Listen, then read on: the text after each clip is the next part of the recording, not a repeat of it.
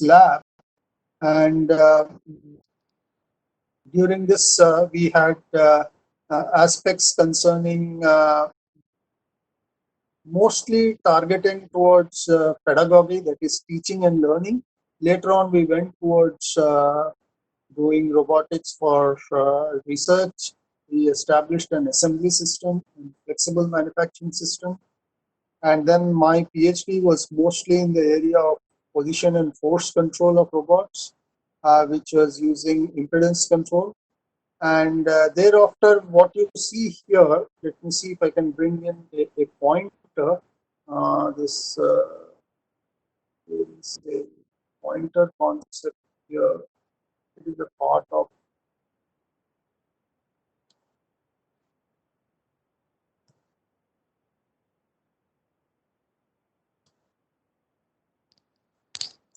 show pointer options. Okay, there is a pointer.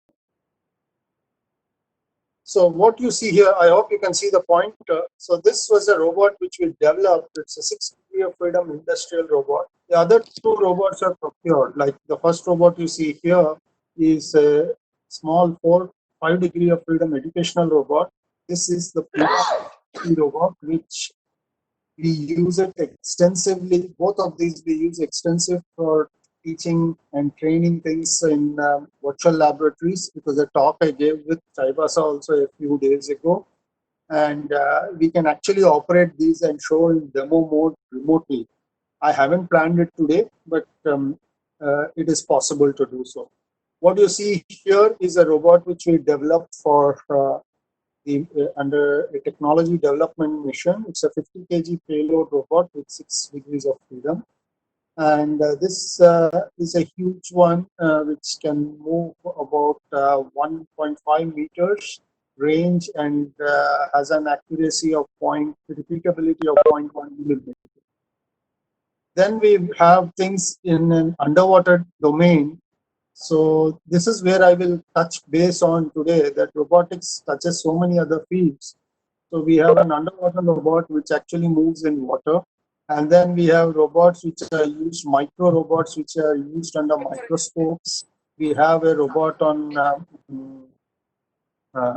this one has even a gripper, micro gripper. It's a work of one PhD student.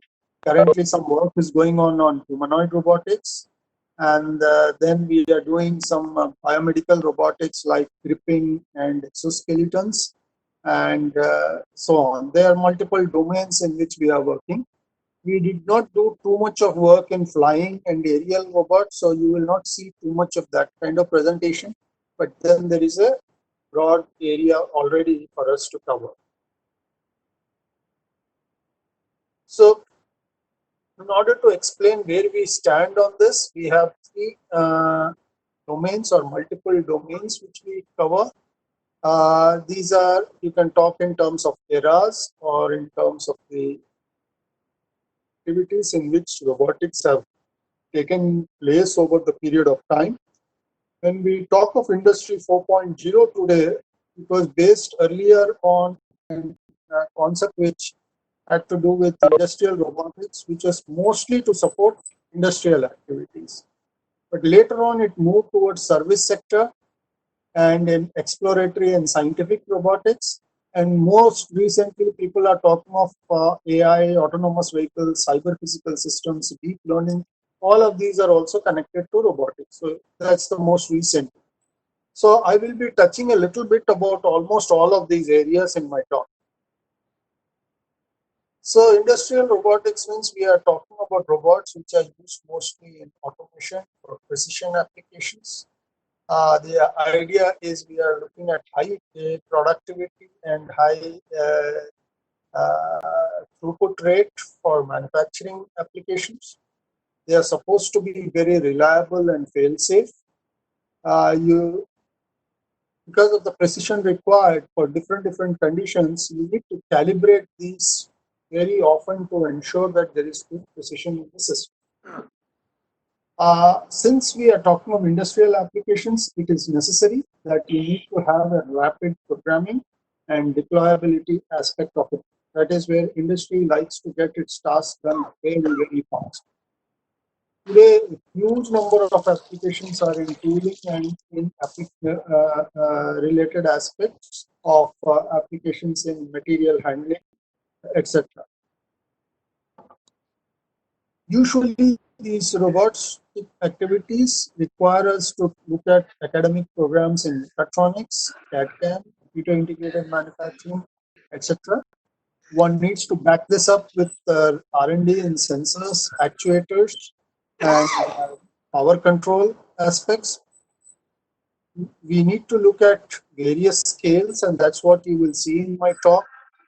You may look at robots working at miniature scale, as small as working with electronic circuits, or today when somebody is talking of assembling biomolecules, you might even look at that molecular level assembly. And then you go all the way up to a very large scale wherein you see huge robots being used in mining and underground applications as well. Several of these robots are also controllable by internet and over web-based. This is something which has come new in the Industry 4.0 part of it. And as I said before, being an industry-driven activity, every industry looks at this from a lower cost perspective, high reliability, and ease of deployment perspective. So here is an application which is very well known. If you look at one of the most modern and other product development like that of a Tesla car, which is an electric vehicle, its manufacturing demand is so high. They have booked so many orders and they are not able to deliver.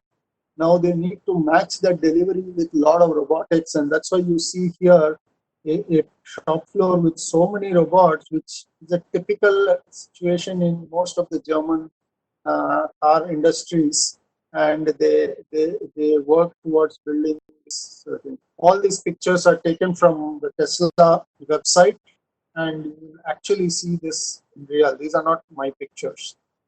And they are also working on something called a gigafactory for manufacturing batteries and assembling them. So it's a huge space they have, which they use for this. It's not a small set of factory for it. They're also expanding into China and trying to look at it. So when we look at these industries today, we are moving from the first, second, and third generations to the fourth generation, wherein the third and fourth generations are mostly dependent on automation and robotics. And in the fourth generation, there's a lot of intelligence also which goes into these robotics, because they have to work either independently or in a group in a very collaborative manner. So I will touch upon some of these aspects in my talk. Those were all concerning industry sector, but then there is a lot of other region also this is touching upon, that's in the area of services. Service sector typically now, as it is most relevant, is healthcare. In COVID times, it's one of the most demanding application, medical related with that. But generally, when we talk of medical, we also look at other situations like hospital care, surgery, and even sometimes home care and other situations. Whereas healthcare is not generally surgical, but it is more like a support system. Hospitality is another area wherein people try to do service in let's say restaurants. The other day somebody was talking whether they can have a coffee serving robot, whether someone can make a robot which will give beer in this one, because now with the lockdown, if it is being lifted up, you don't want to have people transmitting through the service. I mean, the bartenders or the people you see in the restaurants. So they are trying to look at robotic models there. So that's also a hospitality application. Then traditionally, people have also looked at disaster support, demining applications, and so on. So here the slide has a picture like this, which was taken from a friend of mine in Japan, and they foresaw this way back in 2000 itself, early 2000s. Okay, so they call it intelligent robotic technology. It is a fusion fusion of the robot and the internet and use of many other things. They looked at platforms and delivery in supermarkets and all that also. You see much of it even relevant today. Such kind of uh, applications, if one looks at, they are highly interdisciplinary. It is not something which is limited to mechanical engineering only. Here you need to look at electrical engineering as well, wherein they not only look at the electrical components and the electronics, the design aspects of that. You also have computer science bringing in their AI background. And if you are looking at medical and healthcare scenario, so biomedical technology also becomes relevant. And we see that more and more these days. Several of these demand new innovations and intellectual property in sensors, algorithms, and I'll give with some examples that we are going to talk of new definitions of safety and programmability, mostly because you are going to work with humans here. The robots are not standalone, they have to work with humans, and they need to do an adaptable, intelligent behavior as well. So when I say you are trying to work with humans, so these are the situations wherein a human may be able to, if a human here wants to lift a heavy weight, it is very difficult. But if you look at the posture of this person, you cannot obviously lift a dumbbell so easily. So if you take a robot assist to do that, then do this because the robot will take care of any of the gravity related issues and the person can simply move the component with ease. This is something which has happened quite some time earlier in various heavy industries, but now it is coming into small industry as well. There is also damping, that this robot, if it hits something, it will actually slowly retract. It is no longer stiff. If you are touching a person, you can move back and forth. It has a redundancy, means it usually has more degrees of freedom, and so on. I've shown here one robot from KUKA, but there are now many more robots which do this. So this is a standard. Today we have a few more, and this is one of the most, what you can say, growing field these days. Such robots are very accurately being used in assembly tasks, very frequently being used in assembly tasks. So here is a scenario of an assembly of a differential gear.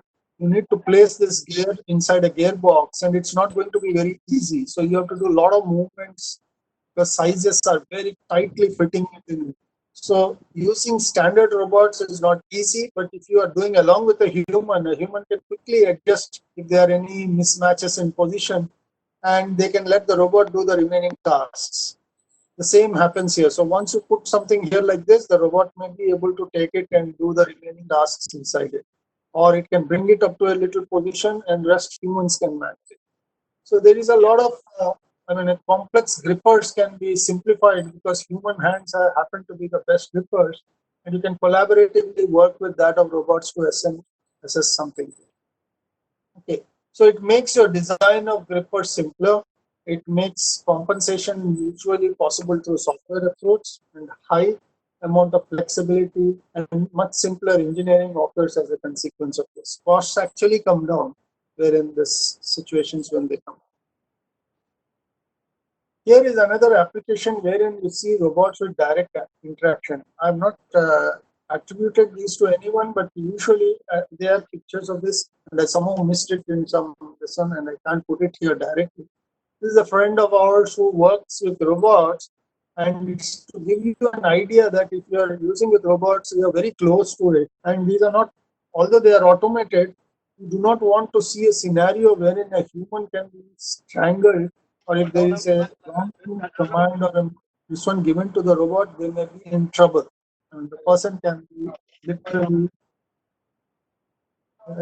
grabbed by this. So this is one important feature of such situations. Here is another application wherein you look at direct collaboration with humans, wherein you see this is an assembly line where a human may be doing some task, the robot may just simply hold the door, may do some other task.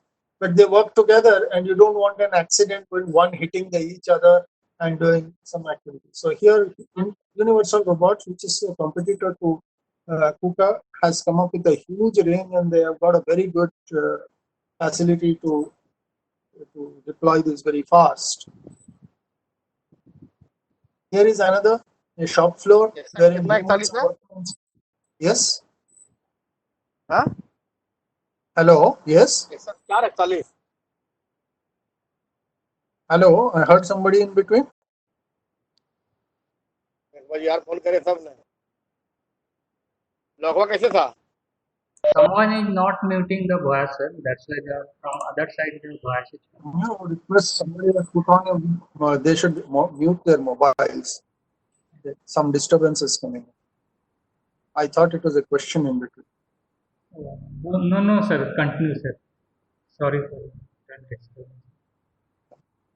Yeah, I request somebody to be co-host so you can control that mic from there also. Yeah. All of participant, please mute your voice. So the voice or echo will not come from your side. Thank you. So let us continue, sir. Yeah. Okay. So here is one again where there is a human interaction, and in early generations of industrial robots, we really don't see such kind of interaction. If there is a robot, you put a fence around the robot, and that's how our lab was also, so that you don't want an injury, and injuries could be very harsh. So these are now connected because they are all linked in a manufacturing scenario. I'll skip this slide because whenever we talk of Internet 4.0, robots are also connected through an IoT technology, Internet of Things, and then you can track every motion. Like if there are multiple robots in this one, you can know what each one is doing, and you can overall see what's happening. So that's the big benefit of Internet of Things here. And it is also listed in one of the strategic technologies, though in 2016, even in 2020, this is valid. The last part of it is to do with collaborative robotics. I'm sorry, with the exploratory robotics, wherein you can use robots to explore something else. So here is things that we will touch upon. Some is on remotely operated vehicles that can go on places like the moon, the one Chandrayaan was supposed to do, but it did not happen. Whereas on Mars, the rover is still there, people are using it. Then there are autonomous vehicles which can go into the sea and they can actually look for certain things, like they are searching for the aircrafts which fell in there. Or there are even vehicles which can move either on wheels, leg, and hybrid. These are also exploratory. Often you can use them in remote areas. There are aerial vehicles which may be, they are nowadays, of course, being used even in, let's say, monitoring COVID at wartime scenarios. These are no longer exploratory, but they are also being used in service. Similarly, underwater vehicles are called either remotely operated vehicles or autonomous underwater vehicles, or UUVs, which mean unmanned undersea vehicles. They are like big submarines, but there are no people inside. Then, as I mentioned, there is something called space robotics, like you see, which goes into the Mars, and it's the most common one. People are trying to put something in moon. India is probably trying its next version. And interplanetary rovers, which can go far, and that's another science activity. If you look at these, the kind of topics one needs to touch upon is, it's very interdisciplinary, and there's a lot of interface to science because the end application is science. So you need to actually sometimes connect with a lot of complex infrastructure facilities, like a GPS. In India, we call it IRNSS or NAVIC. And then we have much more need of more complex communication technologies. You need to do energy management very efficiently, because once you send a robot somewhere, you cannot actually think of putting high energy things and waste the energy as it is. You have got to manage the energy on board very properly. Something launched into space, we cannot bring it back. So that's where it's very tricky to manage the energy also there. Then we have aspects of autonomous systems, remote operations, teleoperations, and all these which have to be considered also. So it brings in a completely different new angle to the robotic systems. So this talk I will do a little bit more on that also. So what is autonomous in this? Autonomous here means this is uh, a system which can work without any external guiding inputs. And the inputs or decisions it will make will be on its own. It will sense and react with the environment in which it's working. You can take control actions on your own. That's what the system will do. And that's why they are categorized either as an intelligent system or autonomous robots or even autonomous vehicles. For example, an autonomous car may be able to drive itself without any, that's because it's taking decision on itself to do some small mundane tasks like increasing, decreasing speed or adjusting the speed relative to the vehicle in front and the vehicle in behind and things like that. Or sometimes even do a very simple test like if there is somebody coming in front, whether you should apply a brake and this kind of thing. So those kind of decisions can be done autonomously. There is another category of robots which also comes in the science and exploratory mode, and that's something called to do with bionics. Typically, a robot and a human are connected here, and they try to look between the artificial and the natural. We sometimes call these as biomimetic robots. They are often controlled by neuroscience and neural control. So there is an interface between neuroscience and robotics. And there's a lot of such applications coming in prosthetics and body parts being replaced by robotic things, and they are based on a lot of biological phenomena, etc. In such situations, we often connect a man and a robot, and that's where the bionic aspect comes in. We often use the brain, nerves, limbs, and then we may use external software or computers to an interface, and they may interact with a human. Sometimes you may even have robots which look like humans, and they also perform similarly. So this is also another category of bionics. So there is a kind of a connection that one is now looking at establishing between this, and this is one advanced application of robotics that is coming. And luckily, we at IIT Kharagpur have had the pleasure of doing this ourselves in a way. So one such thing is called as the bionic arm. It is now taken over by a company which is active into this area, and interface between the body nerves and they work with the hand. The idea here, the reason I brought in this slide is today's robots on this kind work in a different manner. You don't do work, use this robot like an industrial robot. It is more for a personal use. And you cannot do programming like the way you do an industrial robot. And safety related aspect is completely different because it is human who is operating and you don't want an injury. In fact, there is one case of a person that I know who who flies an aircraft, a pilot with his hand not being present. He uses an artificial hand. He is able to do everything as per the safety requirements to ensure that the flight is always safe. Okay, that's the level of activity people look at this. Okay, so that's the extent of level and control technologies that has gone into this field. I think this is a little out of place, but still, many industrial robots are now trying to get into the personal space. KUKA being one industrial robotic company, brought in a mobile version of the robot, which will also work in an exploratory space. So that's a U-Bot. KUKA's U-Bot does both of that. Works like an industrial robot as well as an exploratory robot. So I've talked about autonomous robots. They can work on their own with no human intervention. They can recover from failures if something goes wrong. They have what is known as embodied intelligence, so that they don't need to wait for any input from humans. Okay. particularly the space robots, they are several minutes away, sometimes even half an hour to get a signal to them. But if something happens in the meanwhile, they work on their own. So that's where is what we call as embodied intelligence.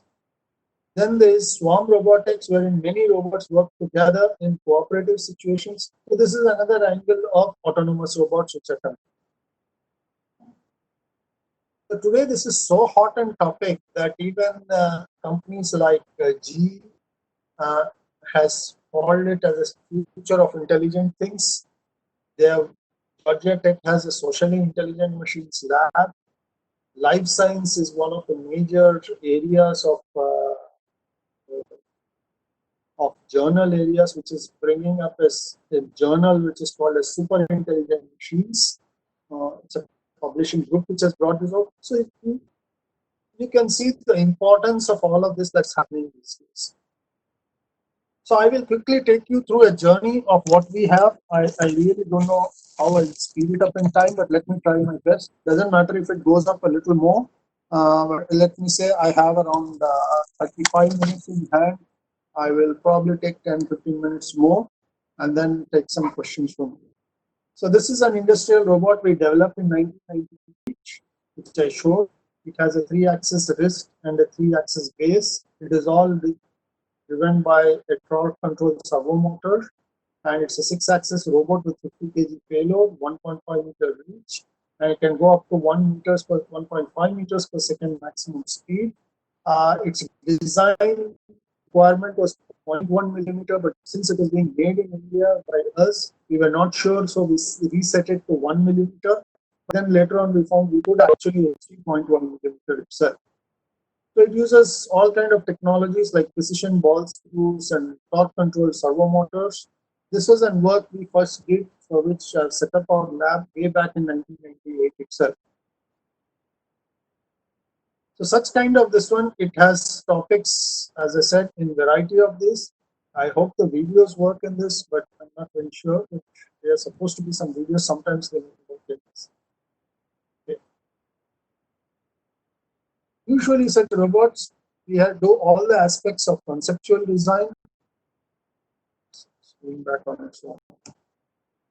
Conceptual design, structural analysis, dynamic analysis, kinematics, programming, assembly analysis, manufacturing analysis based on certain procurements, and the geometric model that we have. We can actually take all of these together and put them in our working model, and we could actually do this in our lab. And that's what you saw in the picture that we have earlier.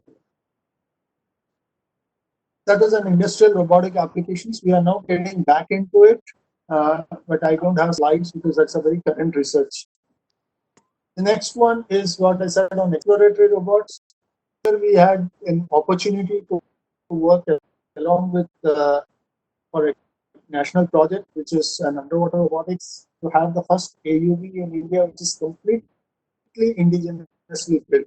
So we worked with CMERI Durgapur for use by NIOT Chennai, which is National Institute of Ocean Technologies. We made the first underwater vehicle which could go up to 150 meter deep, and this is that robot that you see here.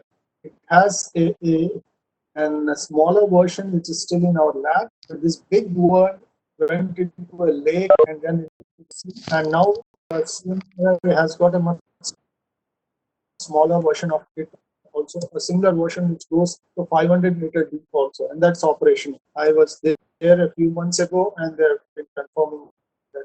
Okay. This robot typically has got no cable or external power, works with its own internal energy, has to have very low power, and it has have autonomy because you cannot talk to this robot or communicate with it. And it's mostly designed for observation, surveying, and applications of that kind. There are also other kind of applications like unmanned undersea vehicles, as I said, like submarines, or even gliders which do weather measurements, because the Earth has got mostly water, and any data you get from the water will make you from the seas, the oceans. It gives you much better accurate assessment of the weather. You can predict when monsoon will perform more accurately if you know the ocean conditions better. So there's a lot of robotics being used here. So our robot looks like this. It's a this is wrongly put in. It is 2 meter long and 25 20 centimeter dia. Okay, it's a little wrong data here. I don't know how I missed it. It's a bit of error here. I didn't notice it till now. It's probably meaning this one which it's an axisymmetric hull, means in all directions it's the same.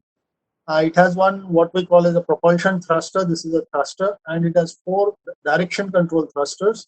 What you see as holes here, and these direction control thrusters steer the robot, whereas the propulsion thruster pushes the robot.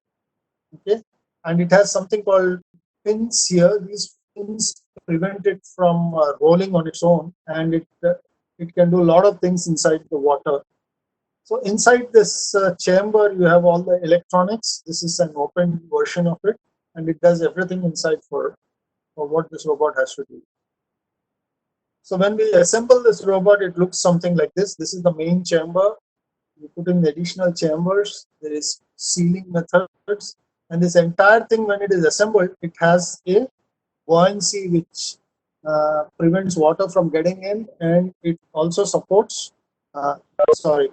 It supports the weight and entire internal equipment. As I said, this was done for the government of India, so that's why you see that logo. And it's still in our lab. We are trying to revive it for some of our research students who wants to work on. Such kind of robots have a lot of control systems inside. What I've shown there in that on the tray, it actually has 2 onboard computers. We call them as SPC1 and SBC2. And they do things. One of it does all the control of the motion and the sensors. The other one takes care of the command and communication. So this is the command and communication system, whereas the other works on the sensing and actuation system. It had to be done in real time, so we used a particular operating system called RTOS, the RT Linux based system. Somehow I think the videos are perhaps not working because I guess something changed here. So it would have been lovely to see these videos, but then let me see if I can do it.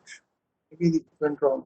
This robot here, it was inside a tank, whereas this is inside a linear motion inside a ocean, our ocean development, ocean engineering department, a towing tank. It moves straight line.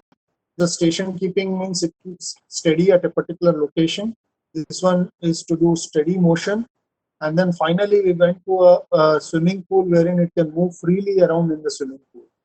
So we had given a trajectory that it should move in a square, and then we could actually monitor how it is turning towards a direction, when it is over damping or under damping, steer control, all this because there was a control law that was implemented inside it. This control law took care of this autonomously inside.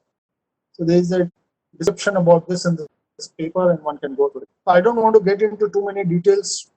One can always chat with me separately afterwards. Here was the thing when it was being done in the swimming pool. We needed people to help to launch it. This is me at that time when we were working on assembling this lab. Okay.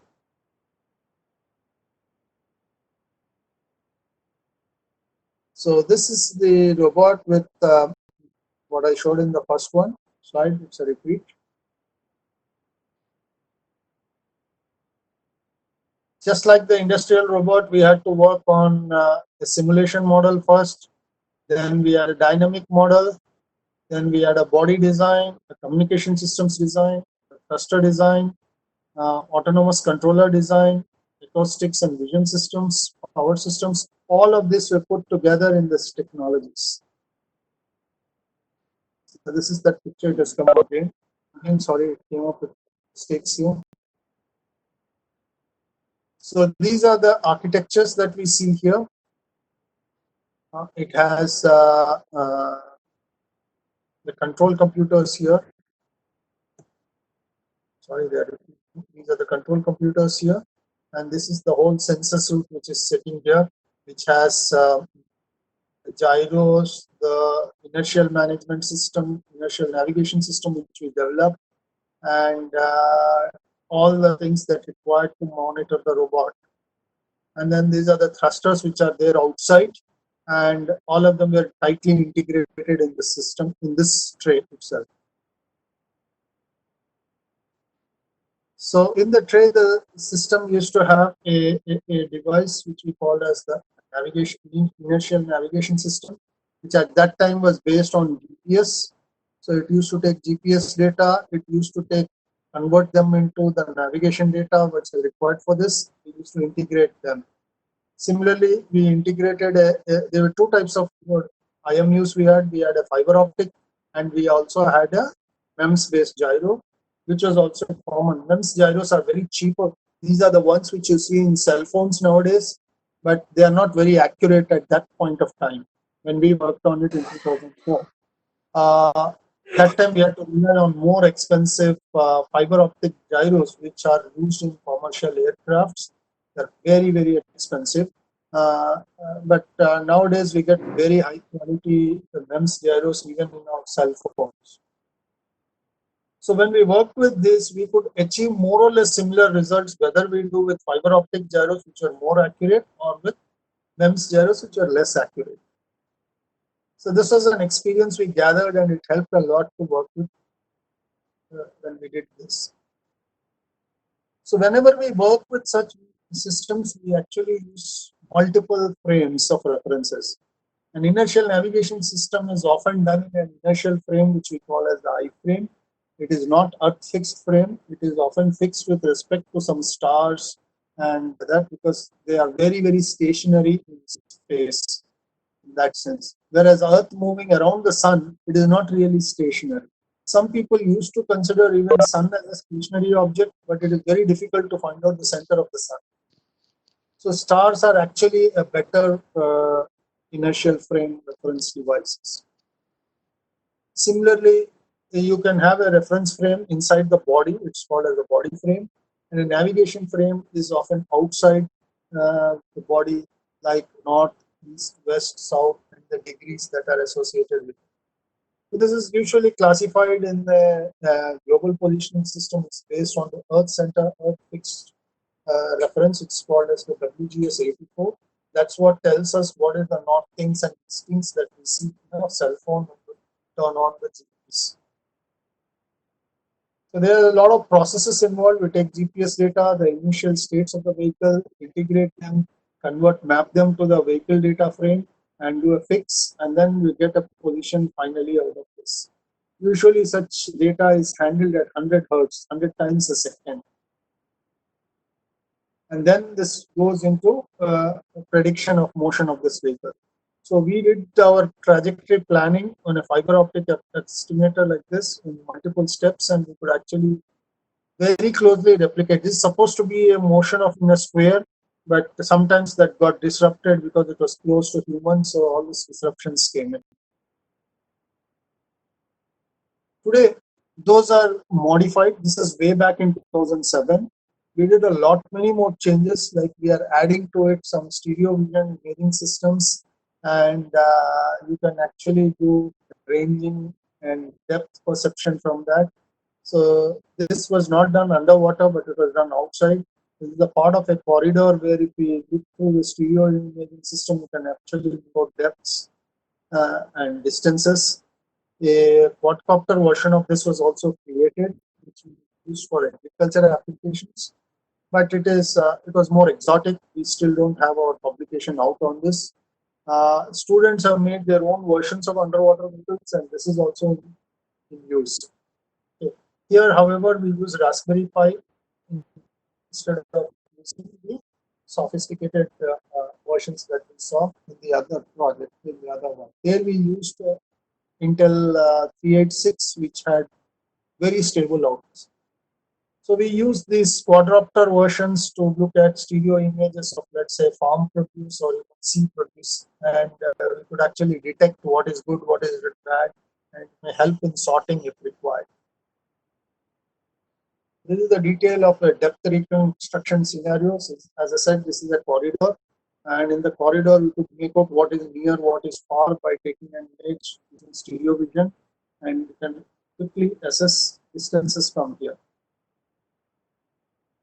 It was flown even on a quadcopter, and this is my student who is doing this. This is all pre-COVID times. Okay. It was also done for crop studying, as I said. So you can actually do a lot of this with agricultural applications. Fields can be inspected for if there is any disease there, or if early ripening takes place, whether I can take out the produce, etc. Inside a greenhouse also we could do inspections like this, etc. And these are all taken in our institute department. So when we take these pictures, we do processing, and then you can quickly identify the good and the bad out of it. You do segmentations, and then assess in this processes by region-based analysis. Sometimes use a lot of AI, and then you can actually quickly detect if there is a good apple. Because if you want to sell this in the market, people only look at good quality products, and they don't want the bad one to be sold. Otherwise, no one will come to you, so you have to remove the bad. Rotten apples or the rotten products out of this. So there are these such activities are offline, but they can be easily put online also. Students have taken this and come up with their own activities. So if there is an interest shown by your college, we'll be happy to help and support them also in giving technical inputs or mentor them. So there are some contests nowadays. If your students are interested, they should participate in this. Like the NIOT, which I mentioned, please look at that website. They often announce the student competitions for this as well. So what students do is they use vision a lot to look at an underwater floating body, and it is often difficult to identify whether it is floating or which is the body, which is its reflection, and then they try to move towards it. So that's a lot of image processing work they work. So these are the facilities we have wherein these tests were done. I showed here linear motion tests were done in a towing tank. We set up our thing with the stereo camera. Inside the towing tank, the students' robot also is often launched and tested. So these are images taken inside the towing tank. So that was about exploratory robotics. Now let me get to something on service related and more science related. And here we do in biomedical engineering is the first thing which I will bring out to your attention. And this is something we did on robotic hands. I worked personally on a robotic hand in Japan way back in '99 when I went there for my postdoc. But then later on, now companies are coming up with their own versions which are very expensive. We tried to get one which is a little less expensive, but it was not easy to get it also. This is a work from a hand from Italy. But finally, what we did was we relied more on open source versions which you could make in the lab. And they continue to be made in the lab because these are very rapidly being redesigned. The sophisticated versions of this are in the industry. If you look up for multi-fingered hands as a Google search, you will see pictures like this. Okay, this is the version I worked with, but there are many others to show which is there in the industry. So since I worked with this hand, it's a 4-fingered hand, which is more like 4 thumbs instead of this. This is also the similar 4 thumbs.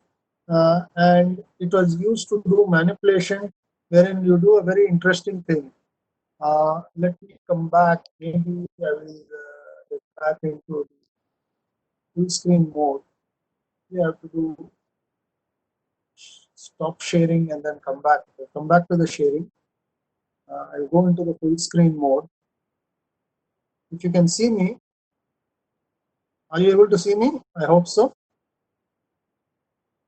So this is a hand which I have, which you can see. And with the hand, I can do a lot of things. I'm holding right now, let's say, a box. Okay. This is a box which is supposed to be for a pulse oximeter. I'm working on a project on that. Let me put it up.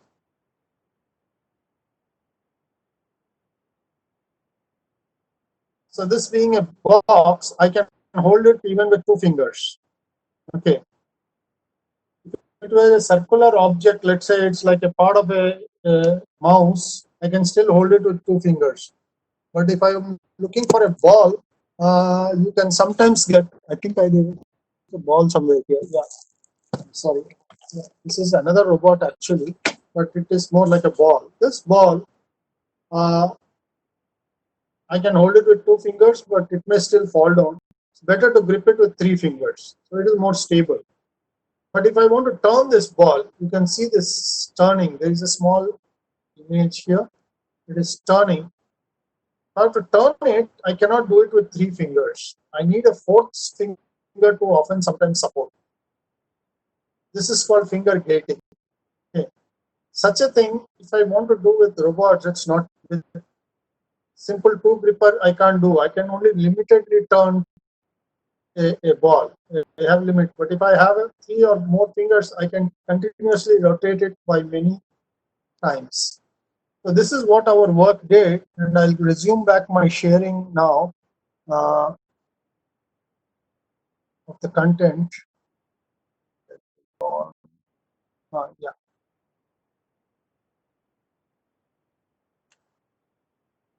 So imagine this is the ball it is holding, and there are 4 fingers. They can be in contact. So if they are in contact like this, they are in equilibrium. And I want to rotate this ball. So what I do is I can detach 2 fingers and still turn this in one direction, and then reattach the fingers, and then release these fingers and go back and again do continuous motion. So this is what happens here. So you detach this, turn this, go to a new position. They will come in contact. Then you can detach this and then turn it around. So you can have a new position and keep moving them in circles like this. So I can get a 360-degree motion of that ball. And we could actually do it by simulation and then implement it in reality. So such a thing is called regrasping, and often because of the touch sensitive application, you use something called impedance control. So this is a pretty advanced application, but it's a lot of fun to work with. But today we are beginning to see this happening in the new generation of robots that are coming.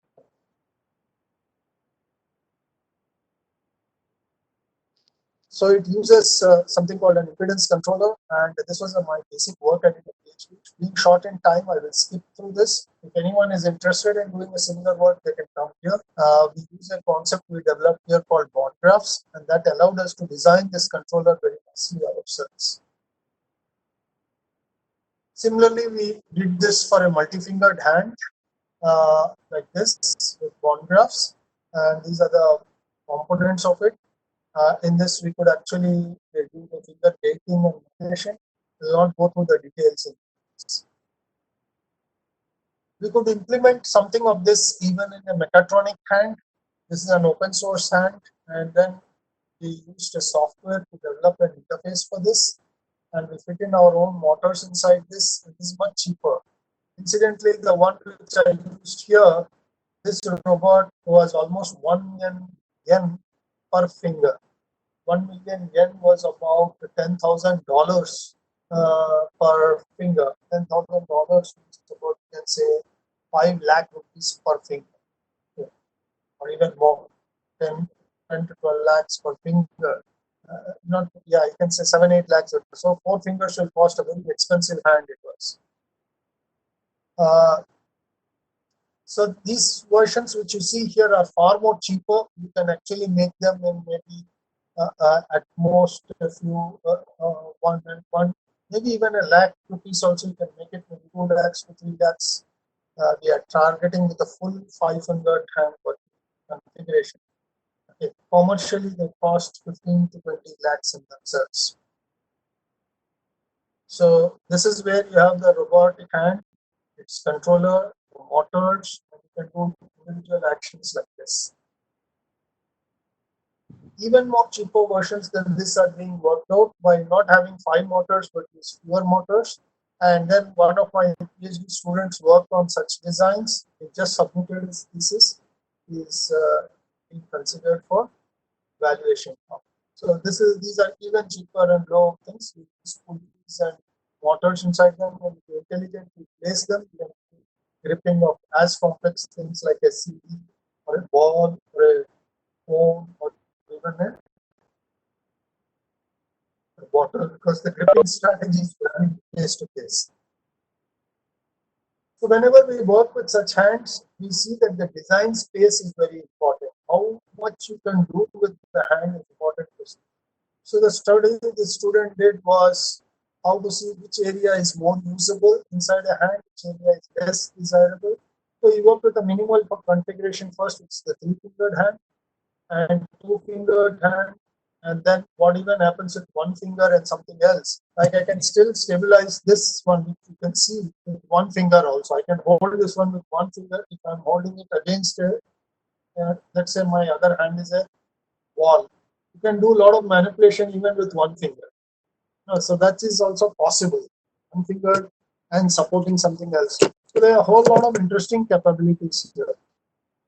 So he did a study on work and manipulable space using finger location, size, actuation authority, and all that. And there are a lot of interesting outcomes which came out of it.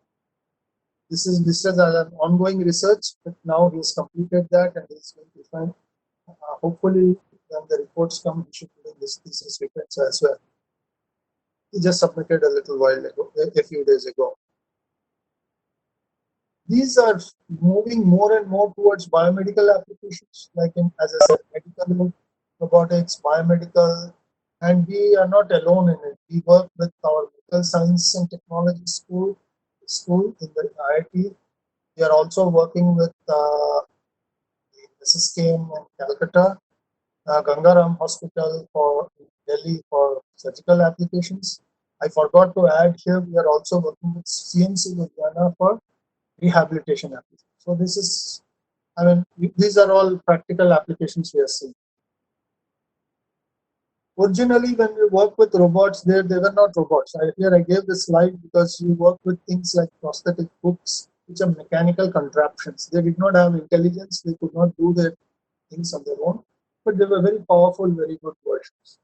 These are moved towards what we call as an electric version, and more recently to myoelectric versions. Myo means they are controlled by by sensors inside the body. So the most sophisticated versions are the iLink, the Michelangelo, and all. They are very expensive. As I said, 10, 15 to 16 lakhs plus. Some of them have come down a little, 12 lakhs plus. It's not affordable by the common man. Sometimes they still don't like to use it. But then in an experimental manner, they have used it for scenarios like this, wherein an army veteran lost his hands. This is in US. It's a very unique study. And he was given 2 artificial hands through which, if you put sensors in his chest, what is known as targeted muscle reinnervation, you can put sensors, and from these sensors you can control the robots with this. So a typical sensor, when you put it here, it will look like this. Not a very comfortable thing. So on a research basis they have done, and this gentleman agreed to do this, and he's participating, and a lot of data has got generated out of it. And it's one of the best subjects which have happened. Similarly, in Pittsburgh, there is a lady who lost her ability to move her hands. They have developed a robot which can even feed her when she can't move her hand or her head. And this is a very happy scenario where she's able to feed herself. So in our lab, we have worked like this with hands. We got very few patients who actually lost their hand. So the initial tests were done on people with healthy hands. So we use sensors which are known as EMG sensors, connect them to an acquisition device like this, and then we can take control actions on this. So this was done by a scholar, Kaushik Bakshi. He submitted his thesis and he got his degree also very few days ago. Just depended on this work itself. Yes, this is the application of his on a person who lost his hand. So this is the case. It's a little difficult to do this test because you work on samples like this, and we got very nice outcomes here. So he used a lot of signal processing, taking the data and with training using what is known as a neural network and statistical learning methods, and he could control a virtual arm out of this. We have not yet put it into a real arm because those are under development. So you could easily detect what are features like what a person wants to do, whether wants to roll the wrist, pitch the wrist, or yaw the wrist. Roll is this, pitch is this, and yaw is this. All of this could be predicted from this exercises on that. So this is, as I said, a real application of robotics in human scenario. As I said, we still haven't put it on human trials. It is still being done on virtual simulators right now. Hopefully, in the next few months, we will actually run it on human trials. I skipped the portions related to what we call as the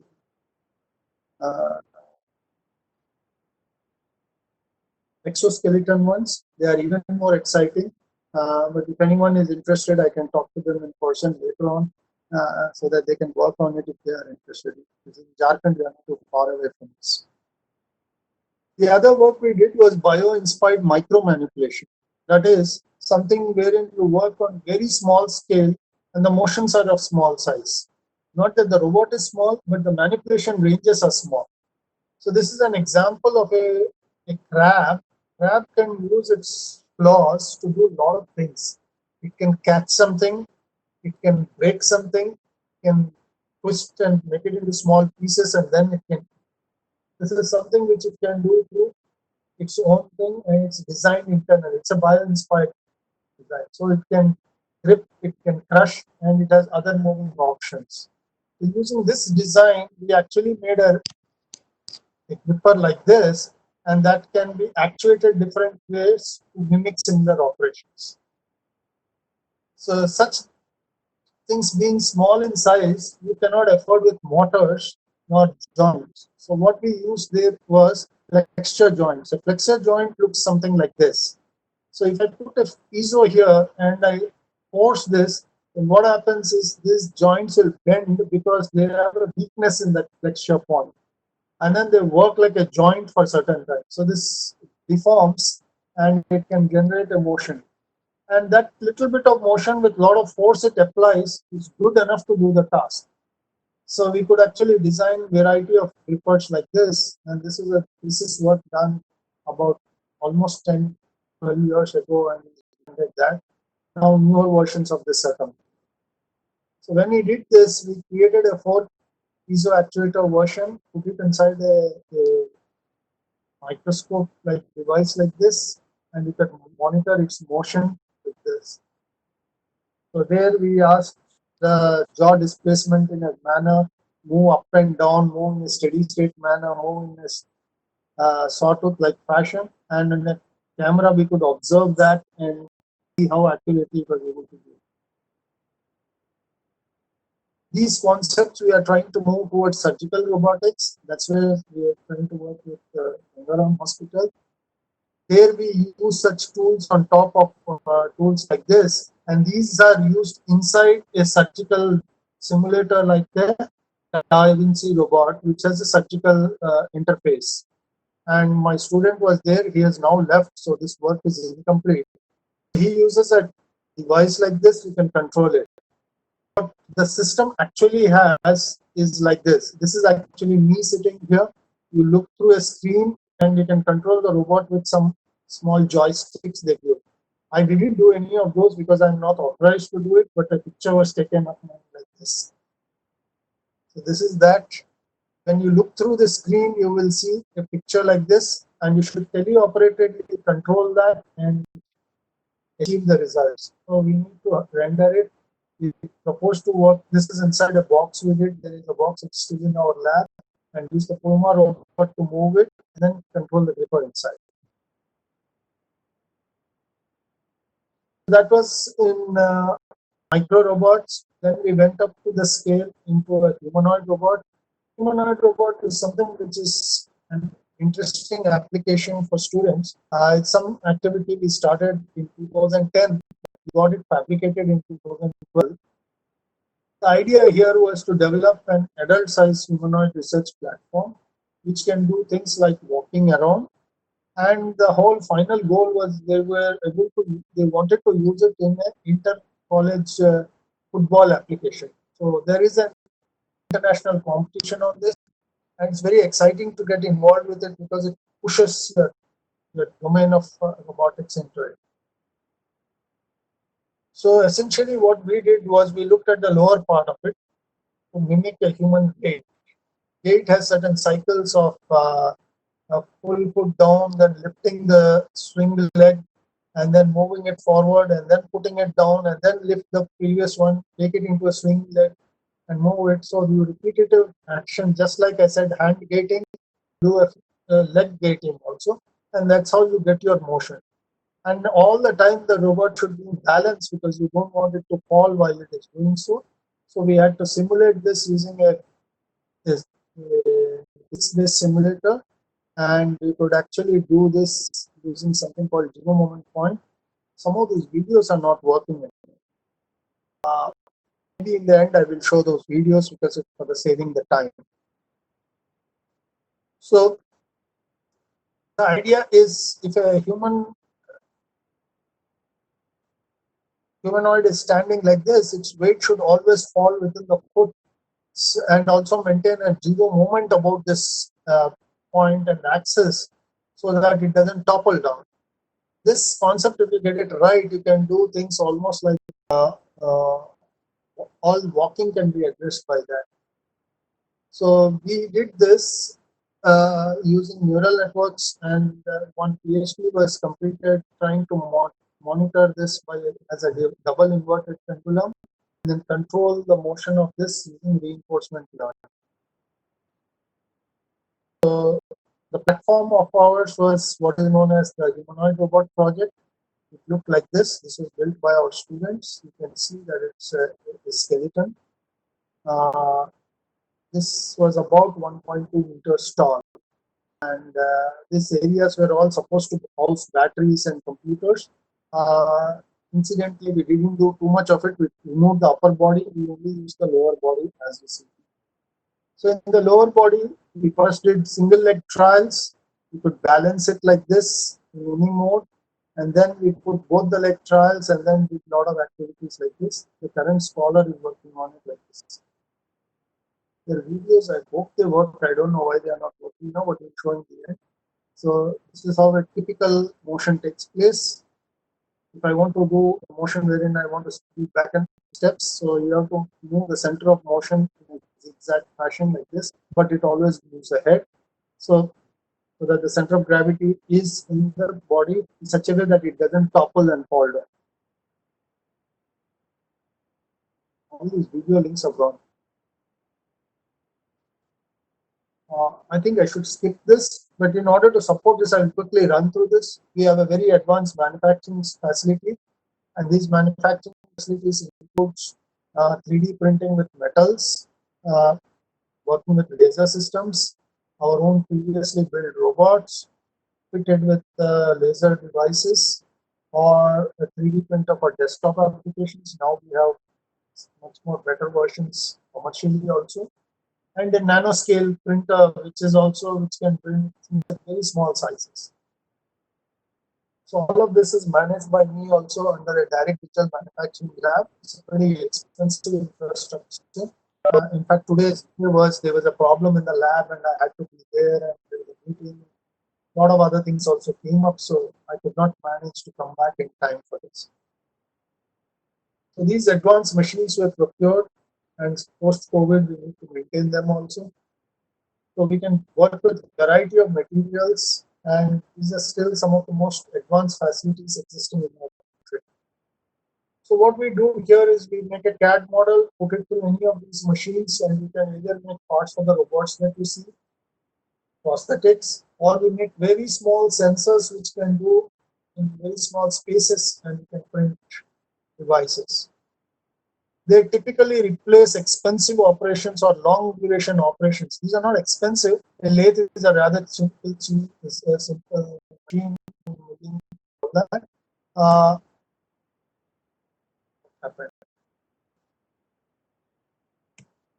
Yeah, or you do EDM and all that. And if you take that, you can make complex shapes and create die inserts. This is a typical traditional process that we do, which is very much CIM, computer integrated manufacturing oriented. But if I do this in a digital era, what happens is I take the CAD model, put it through this, you can directly make these parts much faster.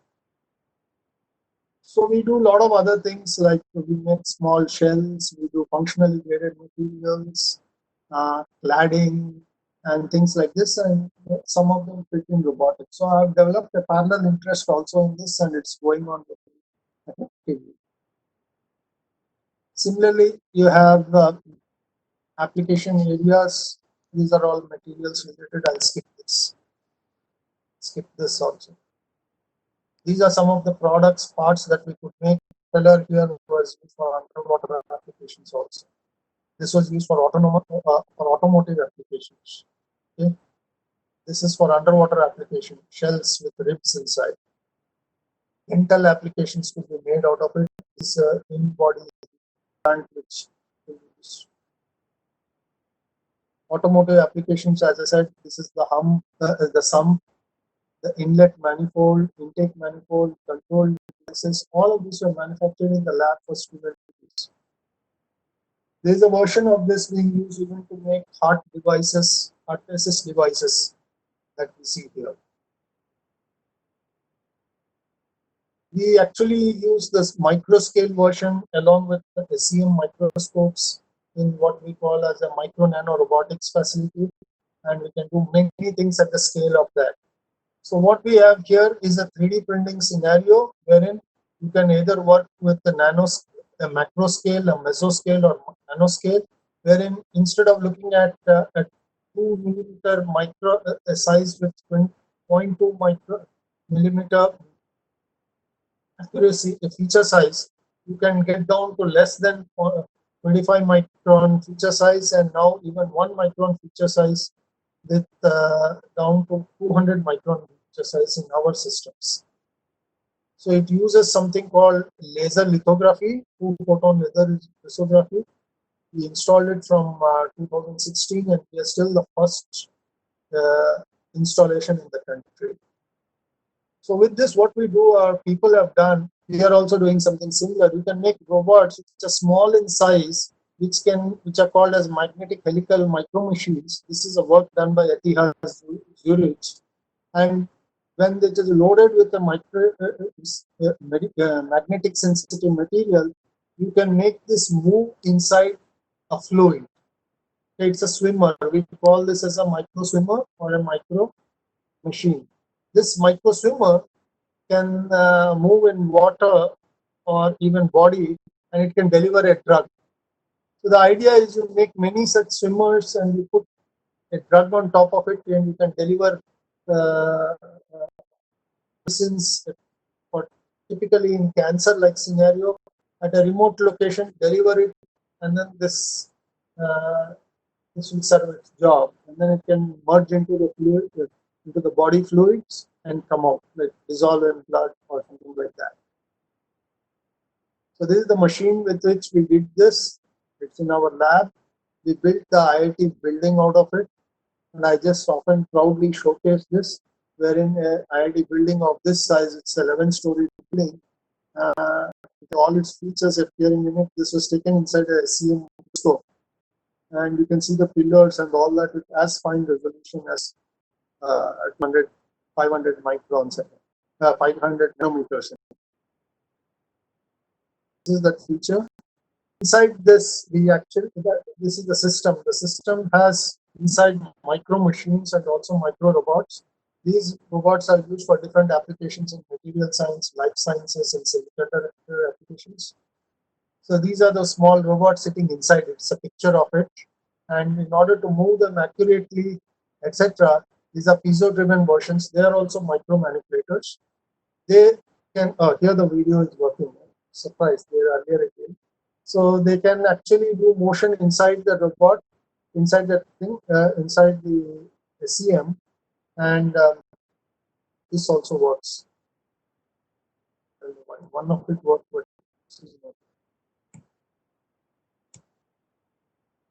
so you can actually manipulate substrates on top of this. Here, what this video was supposed to do is there is a probe which can go and touch and move things around inside the space. So I think it was moving. What happened? Oh, yeah, it is happening. This is the imagine. Show you what is. This is the video.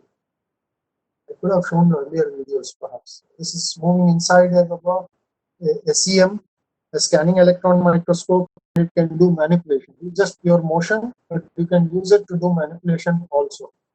So one of the students did an MS on this, and he's now registered for PhD. More things with this. Yeah. Okay.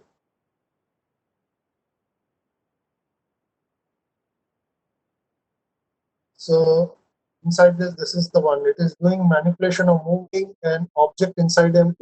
This object here is a spherical ball of about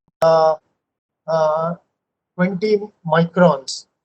And these are various images taken from there. The 20 micron ball is being moved around with a probe tip inside a manipulation. This is done by robots. Currently, he is manually moving it. Most of the work is also being done with automated manipulation. So if you have to do this with a combination of humans and that, then we use haptics with a simulator. This was an earlier work done way back in 2006, 2007. And we can actually move things with an AFM manipulator on the substrate and do a lot of interesting things on this. This is called micro-nano manipulation, and what can do inside such systems. These systems are equipped to even do tensile testing and field testing also. So the other work that is being done is a student of mine is making a stage inside.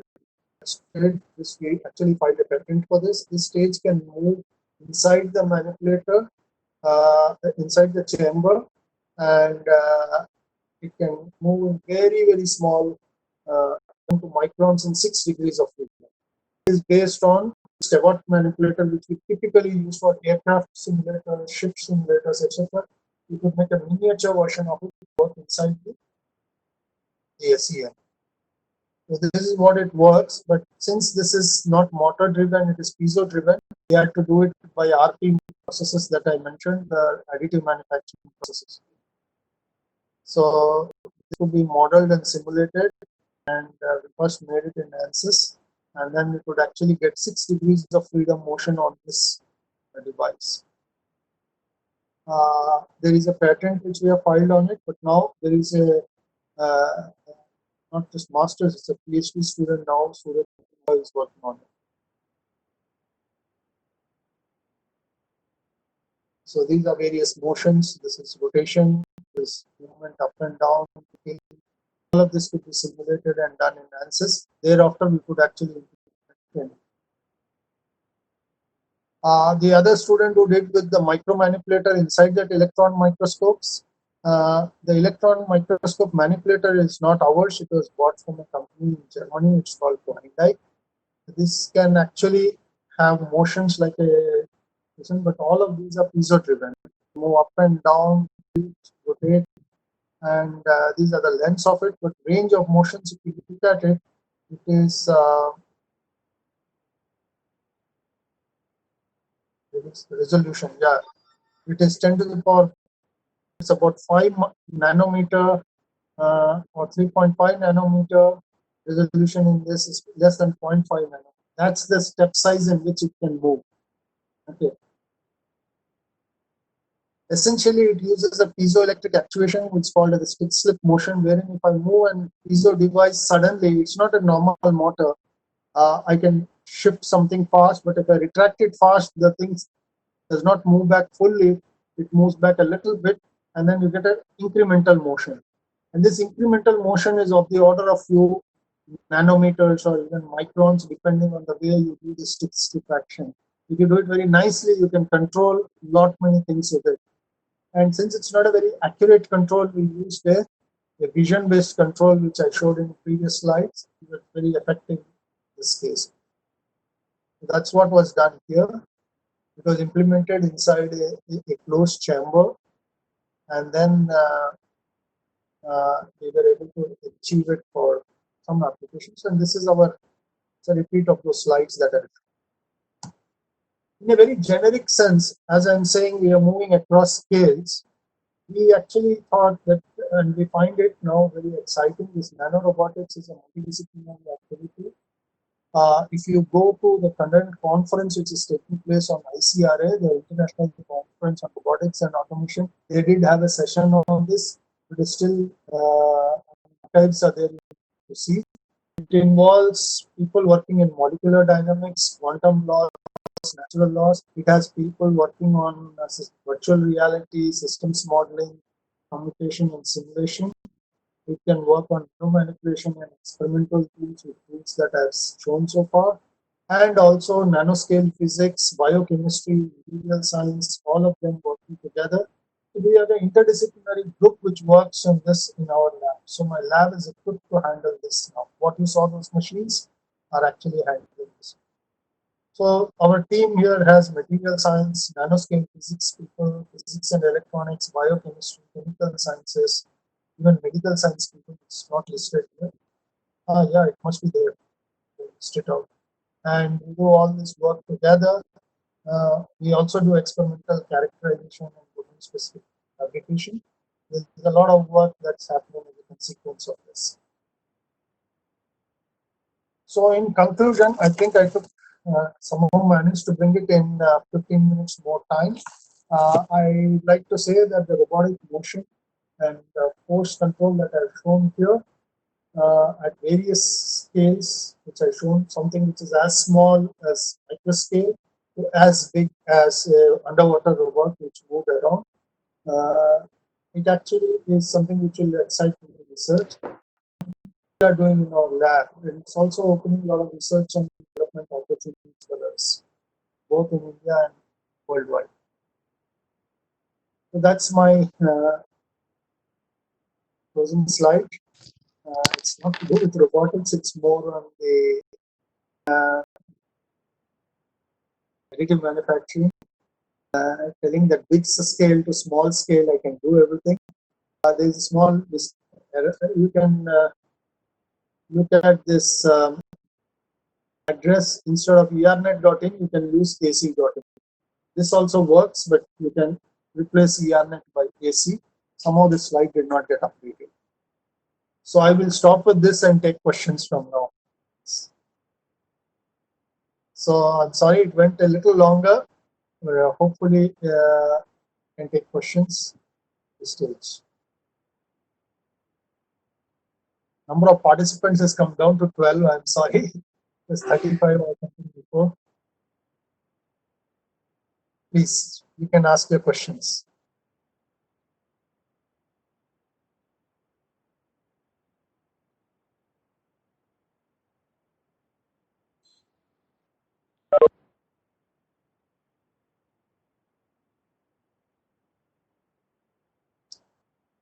Professor Ashish Narayan, you can take over.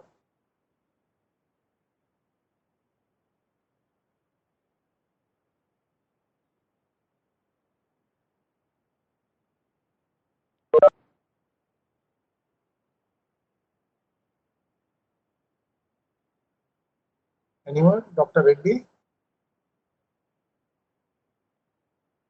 Is there a query I'm missing anything? Maybe I'm not hearing. Hello?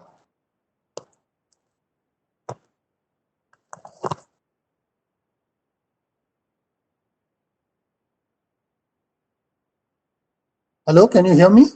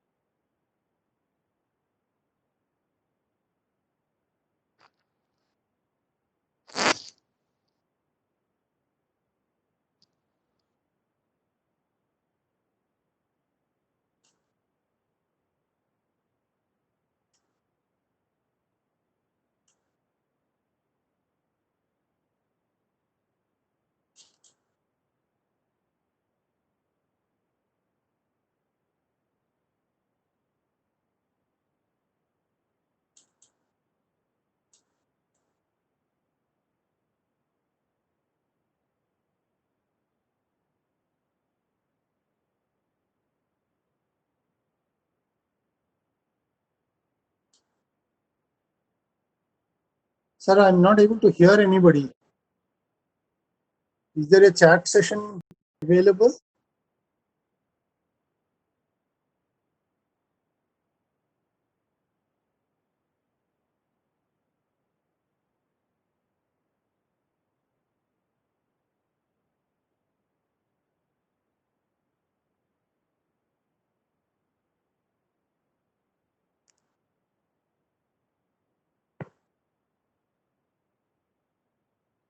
Sir, I'm not able to hear anyone.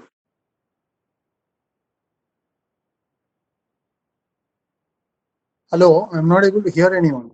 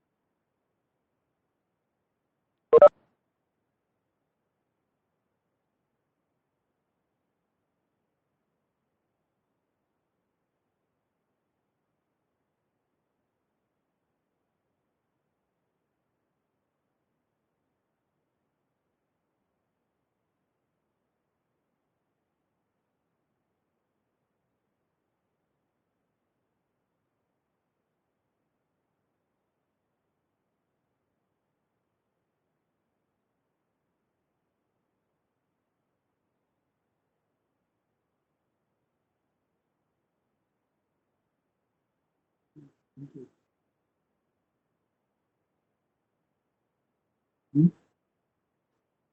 I don't know what's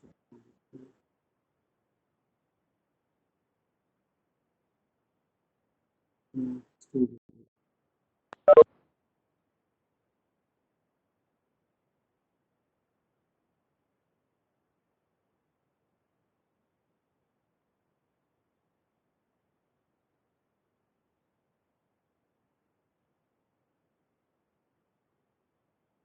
Hello, sir. Hello.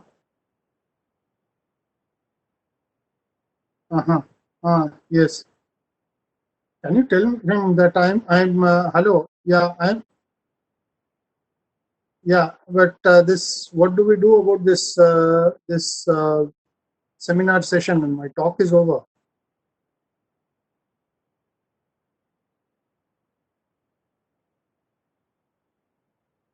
Hello.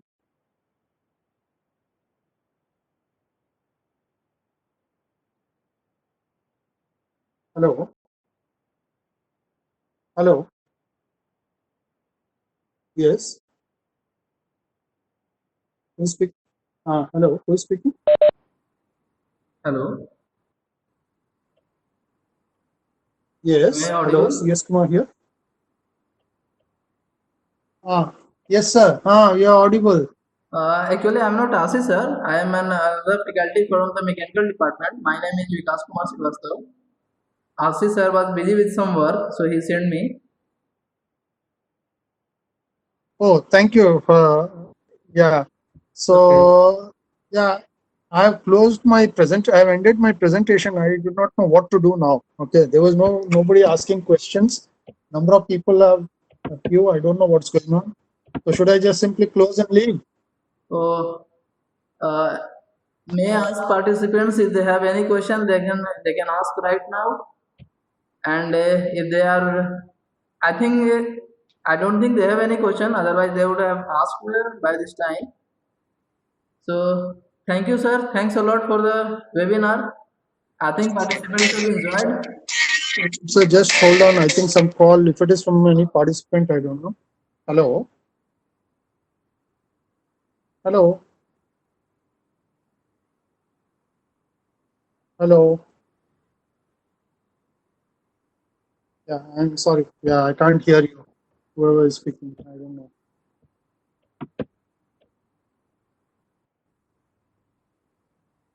Yes, sir. Mr. Professor Vikas, please go ahead. So, with your permission, sir, can we end the meeting now? It's up to you. I have done my presentation. Okay, sir. Thank you, sir. Thanks a lot. So, Okay. now we are ending the meeting. I don't think they have any question. If there are any, somebody can send me an email. Okay, sir.